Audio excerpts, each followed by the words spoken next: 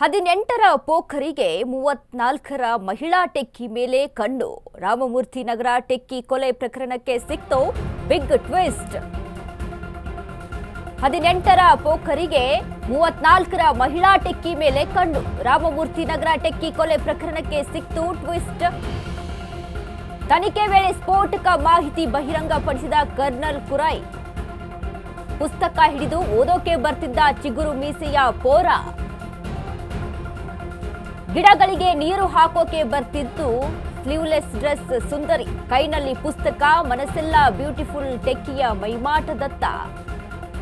ಅವನಲ್ಲಿ ಇವಳಿಲ್ಲಿ. ಎದುರೆದುರು ಬಂದಾಗ 2 ತಿಂಗಳು ಬರೀ ಮೌನ.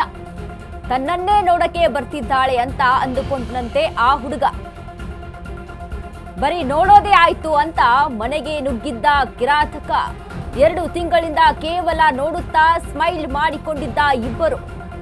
ಆದರೆ ಇದೀಗ 34ರ ಟೆಕ್ಕಿ ಮಹಿಳಾ ಟೆಕ್ಕಿ ಕೊಲೆಯಾಗಿದ್ದಾಳೆ. ರಾಮಮೂರ್ತಿ ನಗರ ಟೆಕ್ಕಿ ಕೊಲೆ ಪ್ರಕರಣಕ್ಕೆ ಸಿಕ್ತು ಬಿಗ್ ಟ್ವಿಸ್ಟ್. ಇದೀಗ ತನಿಖೆ ವೇಳೆ ಸ್ಫೋಟಕ ಮಾಹಿತಿಯನ್ನ ಕರ್ನಲ್ ರೈ ಹೇಳಿಕೊಂಡಿದ್ದಾನೆ. ಪುಸ್ತಕ ಹಿಡಿದು ಓದೋಕೆ ಬರ್ತಿದ್ದ ಚಿಗುರು ಮೀಸೆಯ ಪೋರನಿಗೆ ಆ 34ರ ಮಹಿಳಾ ಟೆಕ್ಕಿಯ ಮೇಲೆ ಕಣ್ಣಾಗಿತ್ತು.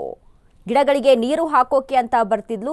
ಸ್ಲೀವ್ಲೆಸ್ ಡ್ರೆಸ್ ಎಲ್ಲ ಹಾಕೊಂಡು ಈ ರೀತಿಯಾಗಿ ಅವಳಿಗೆ ನಾನು ಮನಸೋತು, ಅವಳ ಮೇಲೆ ಮನಸ್ಸು ಮಾಡಿದ್ದೆ. ಹೀಗಾಗಿ ಒಂದು ದಿನ ಮನೆಗೆ ನುಗ್ಗಿದ್ದೆ ಅನ್ನುವಂಥ ಸ್ಫೋಟಕ ಮಾಹಿತಿಯನ್ನ ಕೊಟ್ಟಿದ್ದಾನೆ ಈ ಯುವಕ. 19 ವರ್ಷದ ಈ ಯುವಕ ಅಲ್ಲಿ PUC ಓದ್ತಾ ಇದ್ದ. ಹೀಗಾಗಿ ಅಲ್ಲಿ ಓದ್ತಾ ಕೂತಿರುವಂಥ ಟೈಮ್ನಲ್ಲಿ ಆ ಮಹಿಳಾ ಟೆಕ್ಕಿಯ ಮೇಲೆ ಕಣ್ಣು ಹಾಕಿದ್ದ ಅನ್ನುವಂಥ ಮಾಹಿತಿ ಇದೆ. ಅಲ್ಲಿ ಬರ್ತಾ ಇದ್ಲು, ಅಂದರೆ ಸ್ಮೈಲ್ ಮಾಡ್ತಾ ಇದ್ಲು. ಹೀಗಾಗಿ ನನಗೆ ಅವಳ ಮೇಲೆ ಮನಸ್ಸಾಗಿತ್ತು, ಹೀಗಾಗಿ ಅವಳ ಮನೆಗೆ ನುಗ್ಗಿದ್ದೆ ಅನ್ನುವಂಥ ಒಂದು ಸ್ಫೋಟಕ ಮಾಹಿತಿಯನ್ನು ಬಹಿರಂಗಪಡಿಸಿದ್ದಾನೆ. ಇದೀಗ ಮಹಿಳಾ ಆ ಒಂದು ಟೆಕ್ಕಿಯನ್ನು ಕೊಂದು ಅಲ್ಲಿ ಒಂದು ಫೈರ್ ಮಾಡೋದ್ರ ಮುಖಾಂತರ, ಅಂದರೆ ಬ್ಲಾಸ್ಟ್ ಮಾಡೋದ್ರ ಮುಖಾಂತರ ಅಲ್ಲಿ ಕೇಸ್ಗೆ ಒಂದು ಟ್ವಿಸ್ಟನ್ನು ಕೊಟ್ಟಿರ್ತಾನೆ. ಜನವರಿ 3ರ ಸಂಜೆ ಶರ್ಮಿಳಾ ಒಬ್ಬಳು ಮನೆಯಲ್ಲಿ ಇರ್ತಾಳೆ. ಏಕಾಂಗಿಯಾಗಿದ್ದ ಶರ್ಮಿಳಾ ಕಿಟಕಿಯಿಂದ ಎಂಟ್ರಿ ಕೊಟ್ಟಿದ್ದ ಕುರೈ. ಶರ್ಮಿಳಾ ಹಗ್ ಮಾಡಿಕೊಂಡು ದೈಹಿಕ ಸಂಪರ್ಕಕ್ಕೆ ಒತ್ತಾಯವನ್ನ ಮಾಡಿದ್ದ. ಇದರಿಂದ ಭಯಗೊಂಡು ಪ್ರತಿರೋಧಿಸಿದ್ದಕ್ಕೆ ಕೆಳಗೆ ತಳ್ಳಿದ್ದ ಶರ್ಮಿಳಾ. ಆದರೆ ಆಕೆಯ ಮೇಲೆ ಬಿದ್ದ ಅತ್ಯಾಚಾರಕ್ಕೆ ಯತ್ನಿಸಿದ್ದ ಪಾಪಿ. ಪೊಲೀಸರಿಗೆ ಫೋನ್ ಮಾಡಲು ಯತ್ನಿಸಿದ್ದ ಟೆಕ್ಕಿ ಶರ್ಮಿಳಾ. ಸಿಕ್ಕಿ ಬೀಳ್ತೇನೆ ಎಂಬ ಭಯಕ್ಕೆ ಶರ್ಮಿಳಾ ಕತ್ತನ್ನೇ ಕೊಯ್ದಿದ್ದ ಕುರೈ. ಆಕೆಯ ಬೆಡ್ ಮೇಲೆ ಮಲಗಿಸಿ ಮನೆಗೆ ಬೆಂಕಿ ಹಚ್ಚಿ ಎಸ್ಕೇಪ್ ಆಗಿದ್ದ. ಆಕೆಯ ಮೊಬೈಲ್ ತೆಗೆದುಕೊಂಡು ಹೋಗಿದ್ದ. ಇನ್ನು ಏನು ಆ ಮಹಿಳಾ ಟೆಕ್ಕಿಯ ಮೇಲೆ ಇವನಿಗೆ ಒಂದು ರೀತಿಯಾದಂಥ ವ್ಯಾಮೋಹ ಇತ್ತು. ಈ ಒಂದು ಕಾರಣಕ್ಕಾಗಿ ಒಂದು ಮನೆಗೆ ಎಂಟ್ರಿಯನ್ನ ಕೊಟ್ಟಿರ್ತಾನೆ. ಈ ಬಗ್ಗೆ ಹೆಚ್ಚಿನ ಮಾಹಿತಿಯನ್ನ ಕೊಡ್ತಾರೆ ನಮ್ಮ ಪ್ರತಿನಿಧಿ ಅರುಣ್. ಅರುಣ್, ಇದೀಗೇನು ಮಹಿಳಾ ಟೆಕ್ಕಿಯ ಒಂದು ಕೊಲೆ ಪ್ರಕರಣ ಇದೆ, ಈ ಒಂದು ವಿಚಾರಕ್ಕೆ ಕುರಿತಂತೆ ಈಗ ಕರ್ನಲ್ ಕುರೈ ಕೂಡ ಒಂದಿಷ್ಟು ಮಾಹಿತಿಯನ್ನ ಅಲ್ಲಿ ಬಹಿರಂಗಪಡಿಸಿದ್ದಾರೆ. ಏನೆಲ್ಲ ಅಪ್ಡೇಟ್ ಸಿಗ್ತಾ ಇದೆ ಅರುಣ್ ಈ ಬಗ್ಗೆ?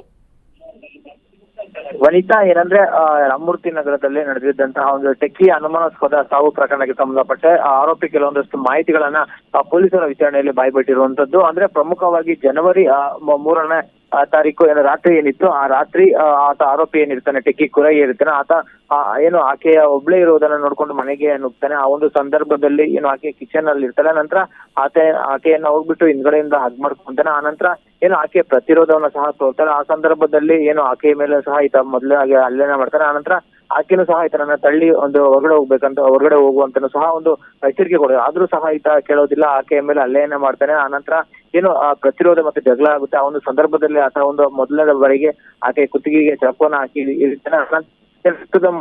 ಏನು ಶರ್ಮಿಳಾ ಬಿದ್ದಿರ್ತಾಳೆ. ಆನಂತರ ಏನು ಆಕೆ ಹಂಗೆ ಅದೇ ರೀತಿ ನಂತರ ಭಯ ಭೀತನಾಗಿ